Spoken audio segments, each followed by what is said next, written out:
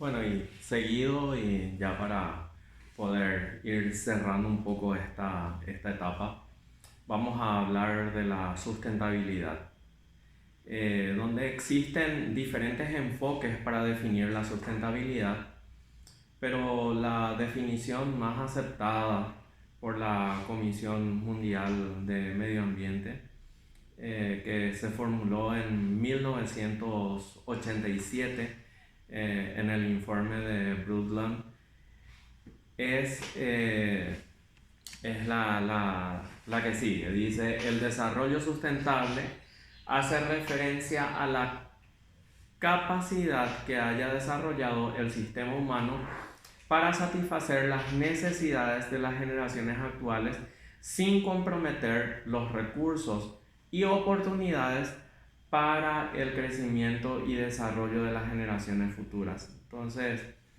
uno de los conceptos que realmente salió con relación a lo que significa y lo que realmente integra la sustentabilidad es que hace referencia a la capacidad que haya desarrollado el sistema humano para satisfacer las necesidades de las generaciones actuales, pero sin comprometer los recursos y las oportunidades de las generaciones futuras.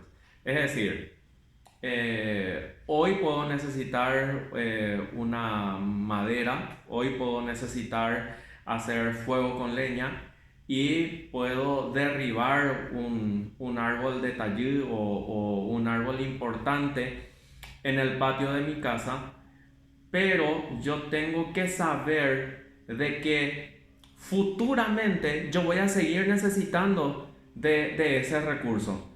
No solamente mis generaciones futuras, sino que actualmente, si yo llego a derribar todos los recursos que yo tengo disponibles para mi uso, de una u otra forma yo voy a comprometer mi futuro.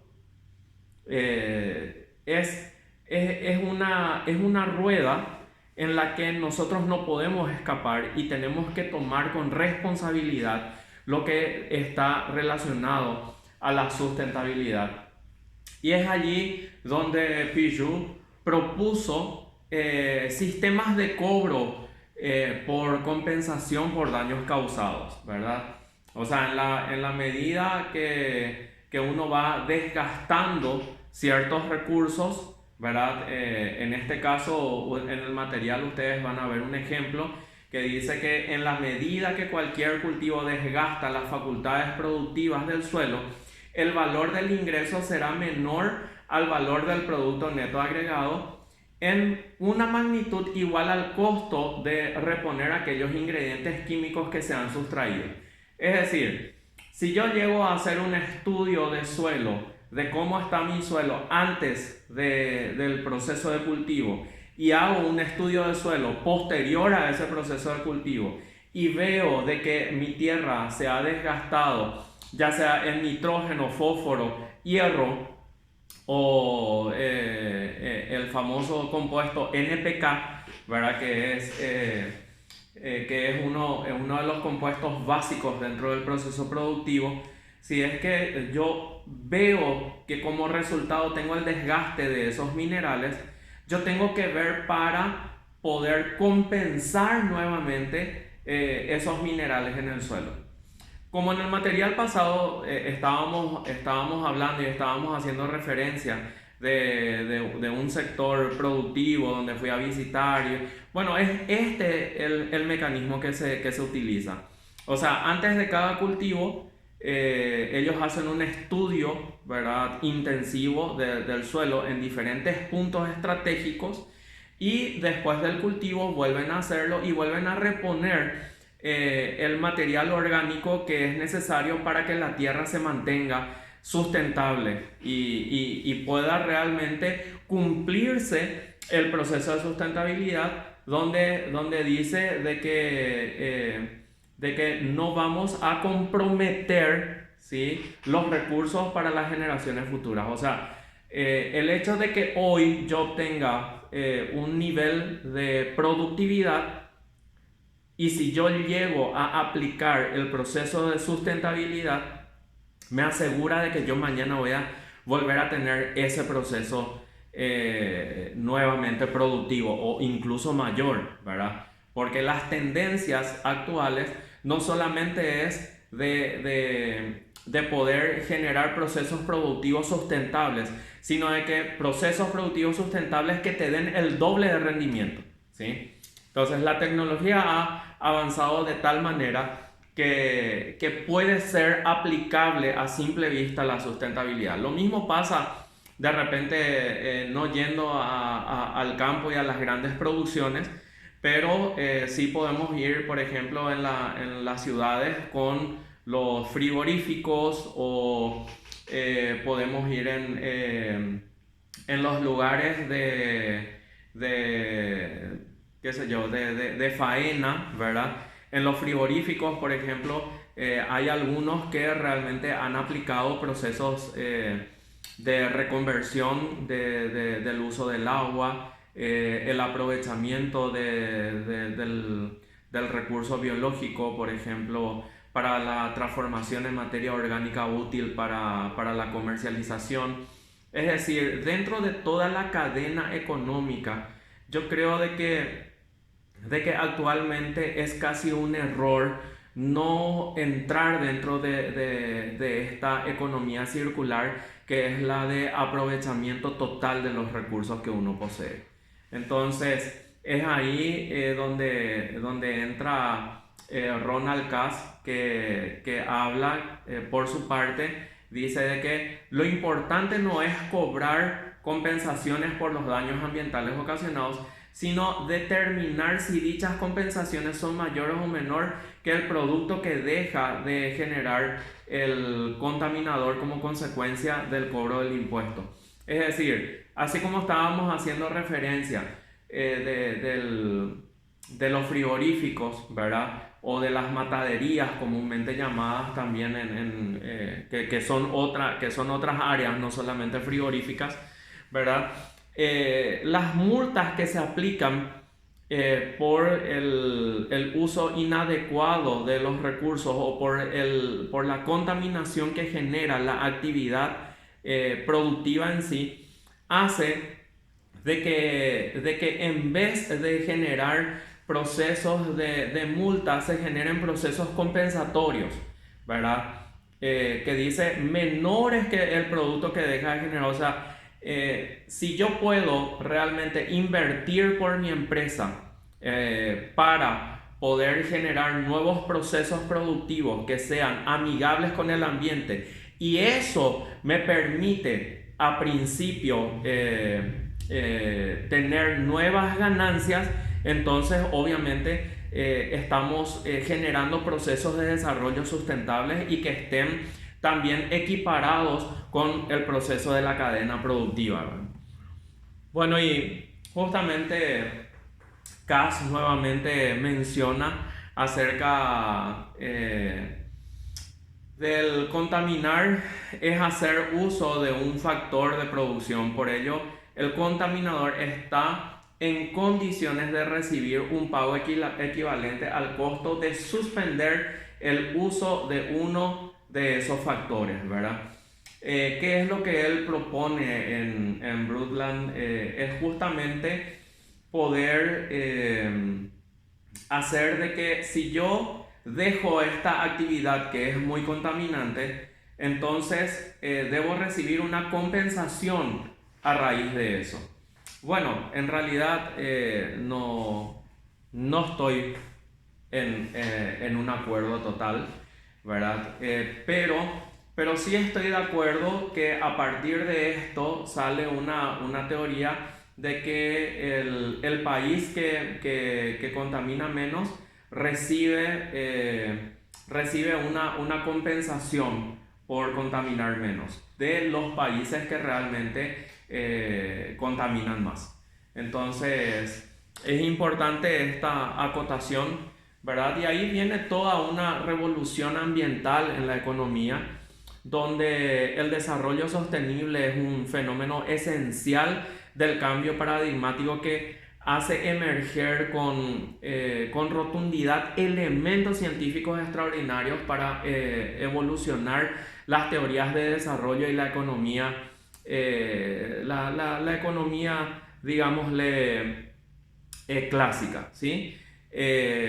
Donde se propone un esquema con tres pilares del desarrollo sostenible, y que estos pilares realmente, si uno de ellos falta, no podemos hablar de procesos de desarrollo sostenible. En realidad, estos pilares son el ecológico, el económico y el social. Si nosotros llegamos a hacer de que funcione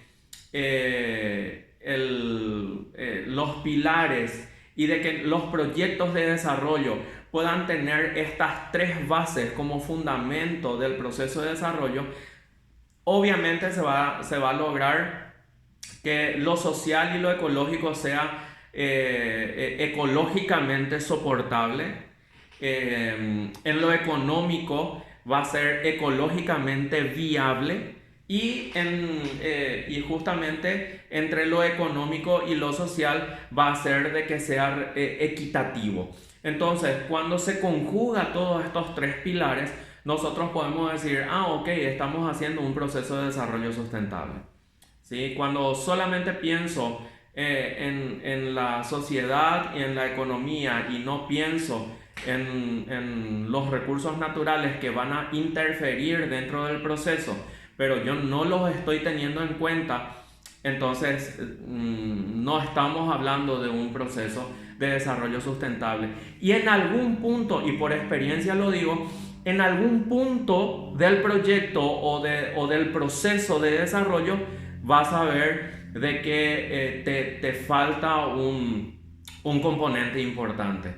Entonces, cuando nosotros logramos desarrollar, ¿verdad?, esa sostenibilidad, es donde entramos dentro de un nuevo sistema de desarrollo, ¿sí? Y es allí donde podemos hablar también de las externalidades, ¿sí? Las externalidades ambientales que justamente se traduce en el efecto comparativo ya sea económico externo, interno, social o en cualquier ámbito, del uso de un recurso, ¿verdad? Pero considerando de que este recurso, ¿verdad?, pueda ser negativo, ¿sí? Es decir, yo utilizo mi auto, ¿sí? Mi auto es diésel, ¿verdad? Funciona en base a un proceso de combustión del combustible fósil, y como externalidad yo dejo el humo que se produce en el ambiente, ¿sí? Entonces, cuando hablamos de externalidades, estamos hablando justamente del uso de ciertos recursos que generan otros, ¿verdad?, otros excedentes que de repente en un uso inadecuado pueden ser perjudicados los recursos, la sociedad y mil cosas, ¿sí? Entonces, esas externalidades siempre están relacionadas a los costos sociales, ¿sí? Estos costes sociales son justamente producto de la inadecuada utilización de ciertos recursos. Así que estas externalidades pueden ser por el uso del agua, pueden ser, como dije, por el uso del combustible fósil, puede ser por la degradación de las zonas forestadas. La deforestación trae consigo su externalidad, porque de hecho que uno de los principios dentro del equilibrio de las externalidades es que si yo genero CO2, tengo que tener paliativamente la cantidad de recursos arbóreos para que pueda haber un equilibrio dentro del sistema, ¿sí? Entonces, el hecho de que se generen externalidades, ¿verdad?, hace de que exista un proceso de degradación ambiental. Y de una u otra forma, eso es un costo, ¿verdad?, de daño marginal al ambiente. Y increíblemente, en las últimas décadas, los países en desarrollo y los países en vías de desarrollo invierten grandes cantidades por las externalidades. Es decir, el hecho de que no se haya tenido en cuenta el proceso de desarrollo sustentable en décadas anteriores trajo consigo externalidades que hoy son un costo para los gobiernos y un costo para la sociedad. Entonces, ¿qué es lo que nosotros queremos en este proceso y en esta primera etapa dentro de lo que es la valoración económica de la calidad ambiental? Es de que podamos generar un tipo de conciencia donde podamos profundamente pensar en una ecología sustentable, en procesos de desarrollo que realmente tengan finalidades dominantes dentro de los procesos y bueno, generar como dice aquí, una ecología profunda, ¿verdad?, donde el sistema de dar valor y la ética que emerge como reacción al paradigma dominante en este modelo sean las sociedades humanas las que deben supeditarse a la naturaleza y adoptar la actividad económica a nivel que permita el desarrollo en armonía con el ambiente. Mira que realmente es tan importante conocer cómo otros países están dentro de procesos de desarrollo que están totalmente ajenos a nuestros conocimientos y cómo realmente se está dando una economía diferente ya en esos sectores y realmente existe un equilibrio dentro del proceso de desarrollo. Y si uno va a las estadísticas, son ciudades donde se ha disminuido la violencia, son ciudades donde se ha disminuido la delincuencia, es más, hay algunos lugares que tienen delincuencia cero. También el tema del índice de depresión es casi nulo en esos lugares, porque el hecho de tener un sistema diferente dentro del proceso de desarrollo hace de que tu actividad humana sea más intensa. Nosotros tenemos procesos pero súper sedentarios, cada vez hay trabajos más sedentarios, entonces hace de que realmente nuestra mente no esté lo suficientemente ocupada y nuestro cuerpo no esté lo suficientemente activo y genera en nosotros procesos que no son de construcción para el desarrollo humano.